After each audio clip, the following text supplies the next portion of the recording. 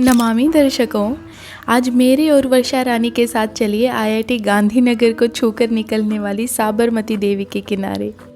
और ये देखिए, लगता है कोई बड़ा मैटर हो गया है। खैर मुझे क्या, माँ ने कहा था लड़ाई दंगों से दूर रहना, तो डाइनिंग हॉल से पेट पूजा करके नैन सुख लेने के लिए चल देते हैं स्वतंत्र रूप से बहती साबरमती के पास।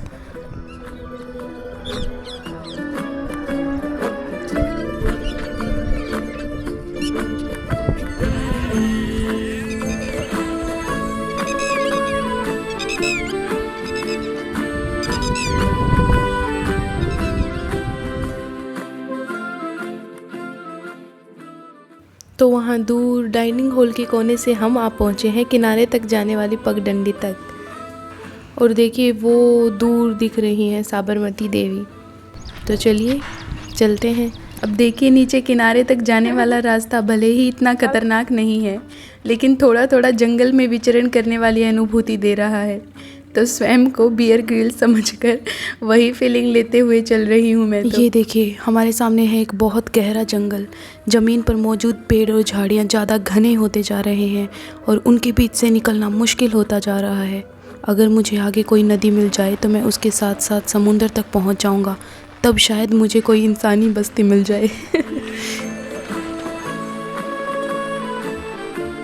अच्छा पता है आपको, बारिश की वजह से अभी तो काफ़ी आगे पानी आ गया है, लेकिन इस जगह पर कोई घाट नहीं बना हुआ है। अभी तो यहाँ साबरमती देवी अपने हरे भरे श्रृंगार के साथ प्राकृतिक आंचल में लिपटी हुई नजर आती हैं।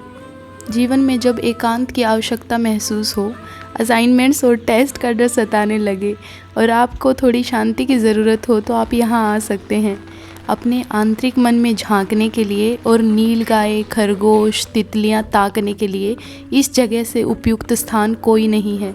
लगातार कई दिन बारिश की वजह से यहाँ मिट्टी इतनी चिकनी हो रखी थी कि यहाँ चलना असंभव लग रहा था, लेकिन जैसे तैसे सहारा लेके संघर्ष करके जब पहुँचे तो इतनी प्रसन्नता हो रही थी मानो कोई जंग ही जीत ली हो।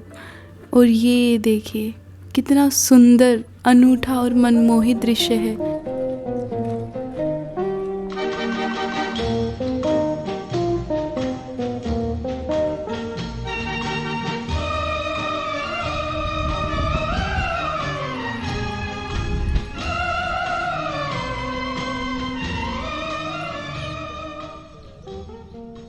ये देखिए वर्षा रानी की उपस्थिति में साबरमती किनारे छाता तान कर बैठे हैं, पानी में पैरों को छप छप चलाकर बचपन की स्मृतियां पुनर्जीवित कर रहे हैं।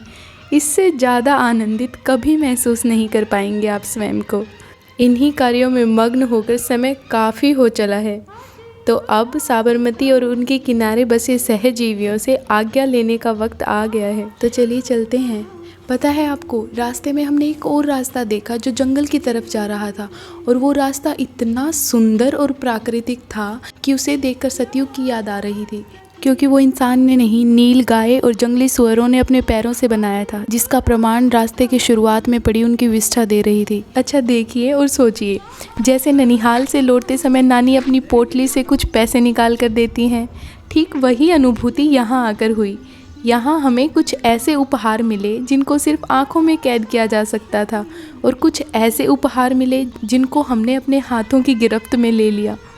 जैसे ये कुछ ज़मीन पर गिरे हुए थे, कुछ इन पत्थरों के बीच अटके हुए थे, और कुछ हमारी नज़रों में। प्यारे हैं ना?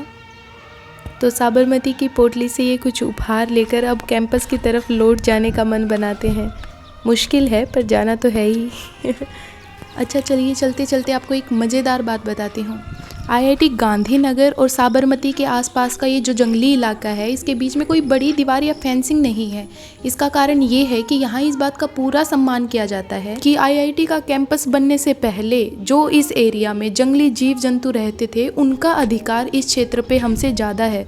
तो अक्सर रात में जब हम खाना खा के टहलते हैं तो हमें नीलगाय घूमती हुई दिख जाती हैं। ना वो हमें कोई हानि पहुँचाती हैं और ना हम उन्हें। और ये लीजिए, बातों बातों में ये आ गया है हमारा कैंपस। आज्ञा दीजिए, मिलते हैं अगले वीडियो में।